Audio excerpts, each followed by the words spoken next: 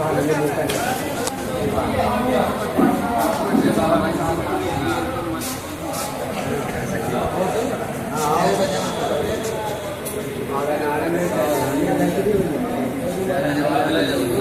हम सारे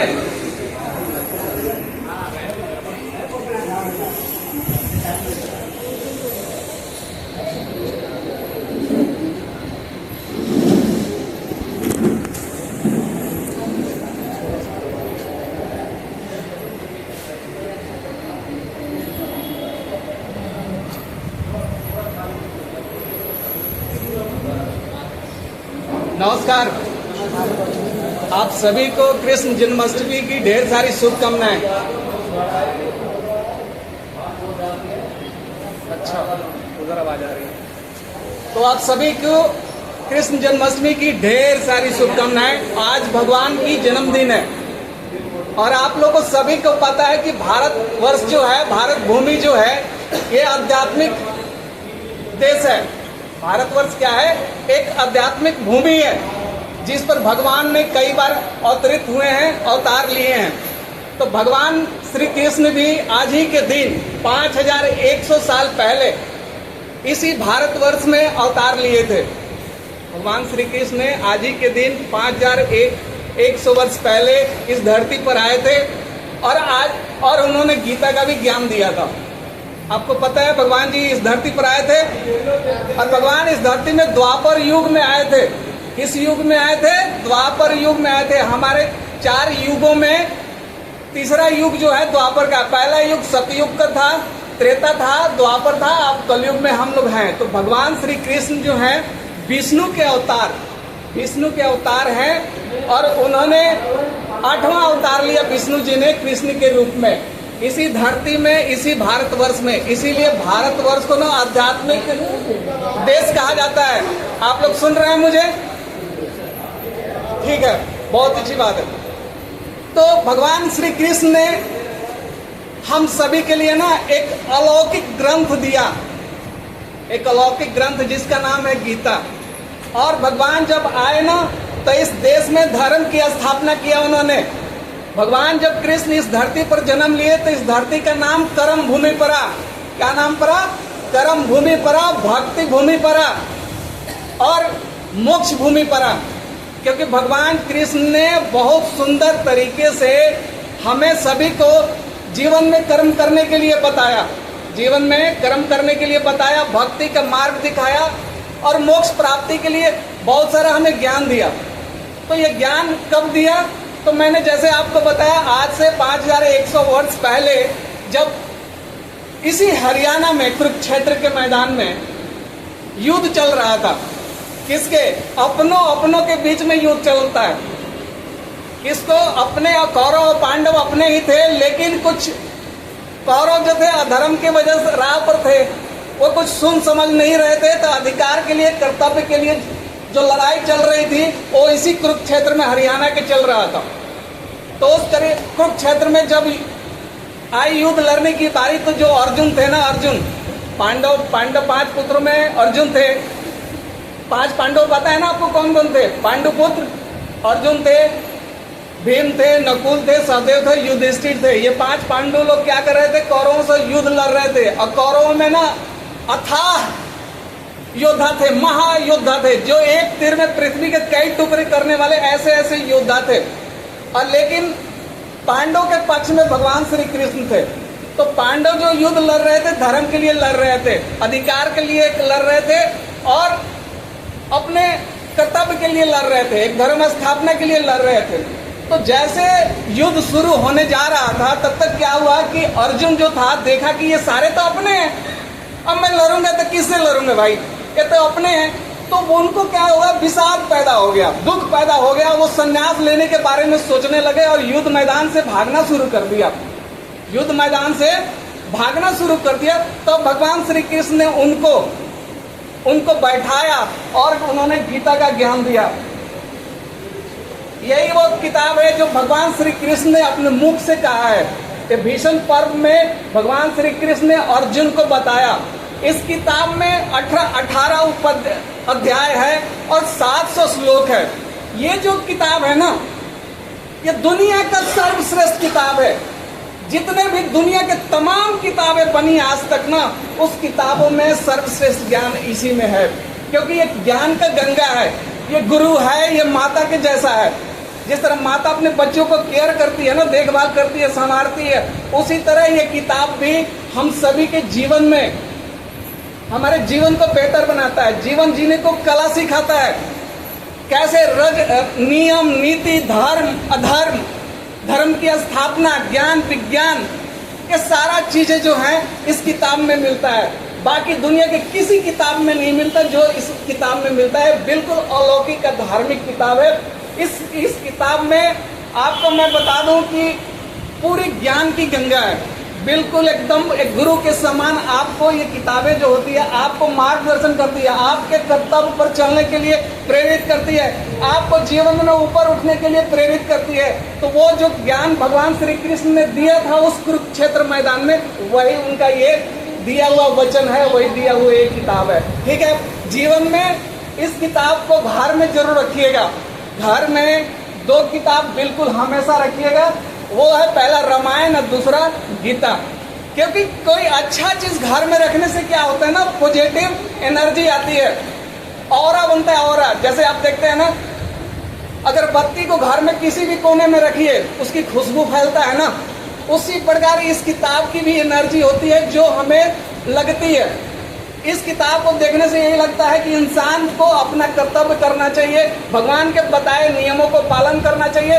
जो कर्म योगी हैं वो कर्म चीजों को फॉलो करना है, स्थापना करना है। तो इस चीज को स्थापित करने के लिए भगवान ने इसको हमें दिया है। तो इस किताब को रखने से बहुत फायदा होते हैं। आप एक मोटा मोटी बात समझ लीजिए कि जिस घर में गाड़ी होता है ना, कार होता है, मोटरसाइकिल होता है, उस घर के बच्चे को ना बाहर चलाने के लिए सीखना नहीं पड़ता। कोई स्कूल होता है ना जो कार सिखाता है, मोटरसाइकिल सिखाता है। जिस घर में गाड़ी होती है ना, गाड़ी या मोटरसाइकिल, वो बच्चे गाड़ी को अंदर बाहर करते हैं, सीख जाते हैं। उसी तरह ये किताब हमारे होते हैं, हमारे घर में पढ़ जाते हैं, तो भी इसका एनर्जी, इसकी ऊर्जा हमें मिलती है और हम आगे बढ़ते हैं। हमें भगवान से प्रेरणा मिलती है कि हमारे भगवान ने इसी धरती पर इतना अच्छा हमें समझाया है कि इंसान को कर्तव्य कैसा करना चाहिए, अपने कर्म को कैसा करना चाहिए। तो वो चीज है। तो भगवान कृष्ण ने उस कुरुक्षेत्र मैदान में श्री अर्जुन को ये बातें ज्ञान दिया था कि कभी भी जीवन से, कर्म से मुंह नहीं मोड़ना चाहिए।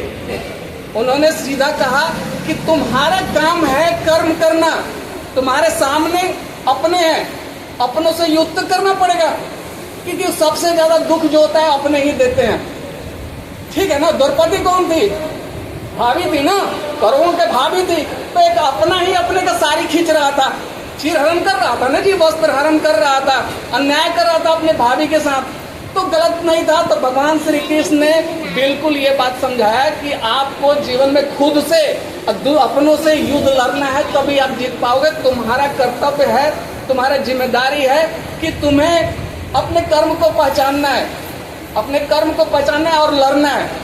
तो वही सारा बात इसमें भगवान श्री कृष्ण ने बताया कि हमें अगर जीवन में सही ढंग से जीना है तो हमें अपने कर्म को पहचानना पड़ेगा, क्योंकि कर्म ही सब कुछ है। भगवान श्री कृष्ण इस गीता में कहा है कि जन्म और मृत्यु के बीच में मैं 2 ही बार जीवन में आपके दस्तक देता हूँ। भगवान श्री कृष्ण ने क्या कहा कि जीवन में मैं 2 ही बार आपके जीवन में दखल देता हूँ, एक तो जन्म देता हूँ, दूसरा मृत्यु देता हूँ। बाकी ये बीच के जो चीजें हैं आपके 1 वर्ष से लेकर 60 साल 80 साल के जीवन में मैं नहीं आता। इस जीवन को आपको अपने कर्म से ही अच्छा करना है। तो इस किताब में कर्म की प्रधानता बताया। भगवान श्री कृष्ण ने बताया कि जो कुछ भी है मैं एक पल के लिए आपको माफ भी कर दूंगा, लेकिन आपका कर्म आपको माफ नहीं करेगा, आपका कर्तव्य आपको माफ नहीं करेगा। जो एक इंसान के रूप में आप हुए हो, उस इंसान के रूप में सबसे बड़ा मेरा प्रसाद जो है, गिफ्ट जो है, आपके लिए कर्म ही है। आपको हर हाल में कर्म करना पड़ेगा, बीच में मैं नहीं आऊंगा। आपके जन्म और मृत्यु के बीच में सिर्फ आपके कर्म होंगे जो आपके जीवन को और आने वाले 7 पीढ़ियों को वही कलरफुल करेगा, वही रंगीन बनाएगा। बेरंग जिंदगी को अगर कोई चीज सही ढंग से बनाता है, वो बनाता है आपका कर्तव्य, आपकी मेहनत, आपकी कर्मठता। इसीलिए भगवान ने श्री कृष्ण ने कहा था, योगेश्वर श्री कृष्ण ने कहा था कि कर्मण्यवाधिकार रस्ते माँ फलेषु कदाचन माँ कर्म फल हेतुर्भु माँ सगोत सुकर्मणि। भगवान सीधा कहा कि मनुष्य के जीवन का यदि कोई सार है, अगर मनुष्य इस धरती पर है और उसका सार कुछ है, तो वो सार ये है कि उसको मेहनत करना है, उसको अपने कर्म से भाग को लिखना है। क्योंकि नियति कुछ भी नहीं होता, कर्म सही है तो उसको हर चीज मिलेगा, कर्म सही नहीं है तो कुछ भी नहीं मिलेगा। इस बात को स्वामी विवेकानंद जी ने बहुत खूबसूरती के साथ कहा है कि कर्मों का परिणाम इस जन्म नहीं, आने वाले 7 पीढ़ियों से होता है। कर्म का परिणाम जो मिलता है ना, आपको नहीं मिलता, आपके औलाद पैदा लेते हैं वो भी आपके कर्म से होते हैं, आपके नाती पोता जो होते हैं ना वो भी हमारे कर्म से ही होते हैं। तो कर्मों का जो सिद्धांत है वो 7 पीढ़ियों तक पड़ता है, ये स्वामी विवेकानंद जी भी कहा था। तो कर्म की प्रबलता है या कर्म की प्रधान देश है ये। तुलसीदास जी भी इस बात को ना रामायण में लिखा है रामचरितमानस में कि कर्म प्रधान विश्व रची रखा, जो जस करहि सो तस फल चाखा। तो जो जिस प्रकार का कर्म करता है उसको उसी प्रकार का फल मिलता है। तो जीवन इंसान को मिला किस लिए है? सिर्फ मेहनत संघर्ष को कबूल करने के लिए, अपने जीवन को बेहतर बनाने के लिए। कर्म की प्रधानता इसमें भगवान पहले अध्याय को छोड़ दिया जाए तो दूसरे अध्याय से ही इन्होंने बताना शुरू कर दिया है कि कर्म ही सब कुछ है।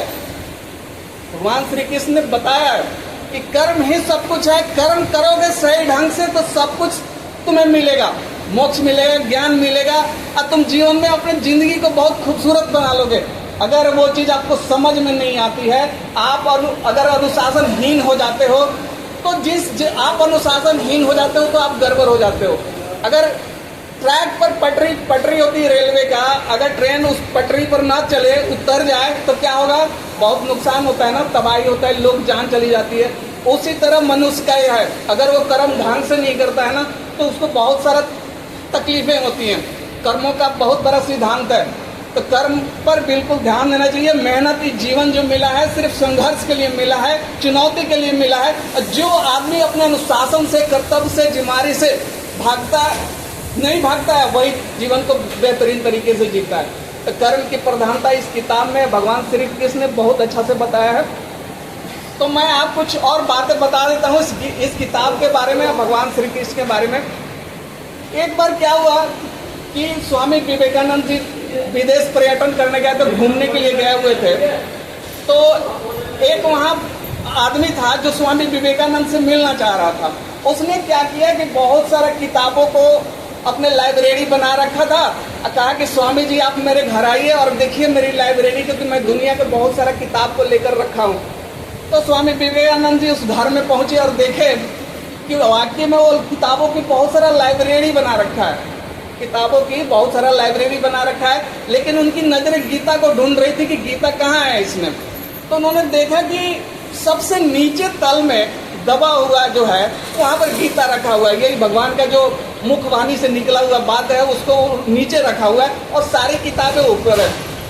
तो स्वामी विवेकानंद ने बड़े हंसते हुए कहा कि चलिए बहुत अच्छा, आपके पास तो लाइब्रेरी है, बहुत सारा किताब है, लेकिन मेरा जो ग्रंथ है, महाग्रंथ है, वो सभी का भार उठाए हुए है। क्योंकि जितने भी अपने किताब रखा है उस ऊपर ही रखा है, गीता के ऊपर सारा किताब रखा हुआ है। हमारी जो गीता है नीचे दबी हुई है, सबका भार ऊपर वाले को उठाई रखी है।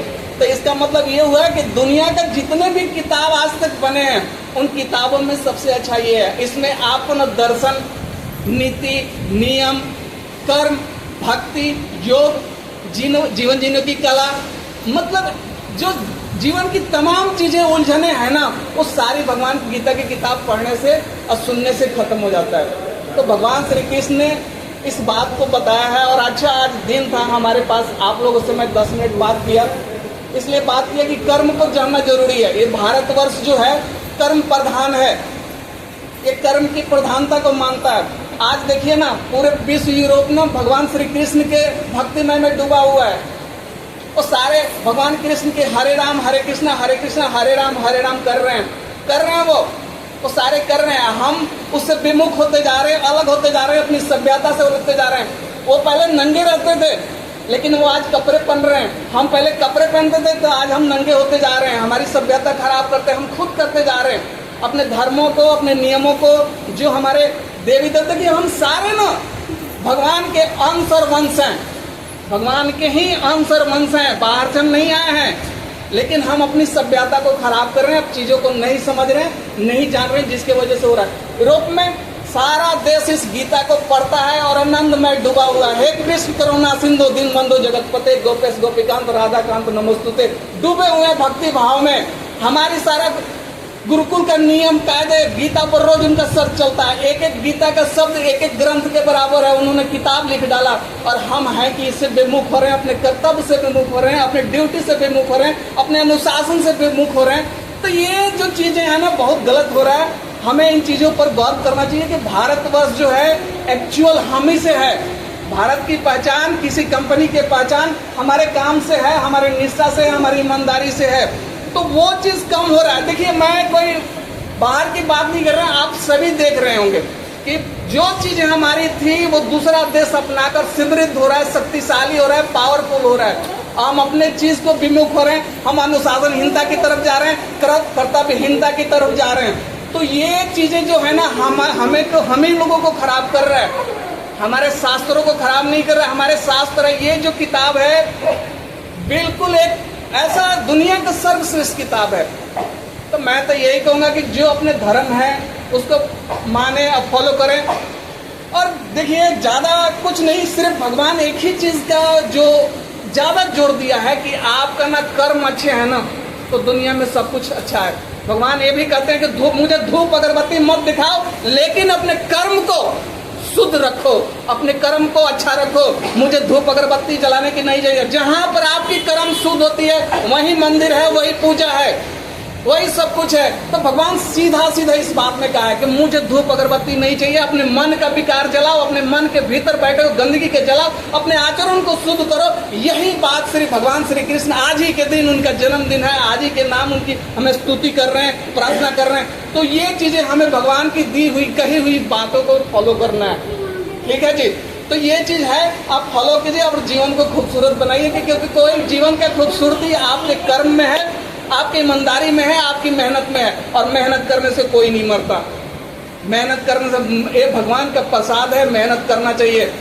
आदमी मेहनत से नहीं थकता, आदमी ना चिंता से थकता है, कलेश से थकता है, बेकार चीजों से वो हो जाता है, असंतोष से थकता है। मेहनत करने से कोई नहीं थकता, मेहनत करने से कोई नहीं मरता। लेकिन ना मेहनत करने वाले हमने गांव घर में देखा है, उनको खटिया खड़ा होते हुए, उनको डूबते हुए, आलस ही खा जाती है।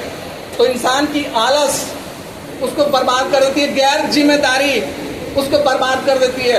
जिम्मेवारी, चुनौतियां, ये सब पुरुषार्थ करने के लिए भगवान इस किताब में बताया, उन्हें कही हुई है कि आप पुरुषार्थ करो, मैं तुम्हारे साथ हूं। मैं जब तेरी कर्म शुद्ध हो गई, तेरा विश्वास मेरे पर हो गया, तुम में कुछ भी करने की जरूरत नहीं, मैं तुम्हारे साथ सदैव खड़ा हूं, तुम्हारे साथ हूं। तुम अपने कर्म को सिद्ध करो और कर्म के साथ रहो। तो ये जो चीजें था भगवान गीता ने हम सभी को दिया हुआ है।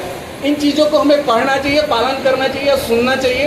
तो मैं आप लोगों के लिए कृष्ण जन्माष्टमी के शुभकामनाएं देता हूं और आशा करता हूं कि आप लोग अपने जीवन को अच्छा बनाएंगे, अपने मेहनत से, अपने संघर्ष से, अपने कर्तव्य से और जिम्मेदारी से। तो इन्हीं बातों के साथ मैं अपने आप वो विराम देता हूं। आप सभी का धन्यवाद। धन्यवाद आप सभी का।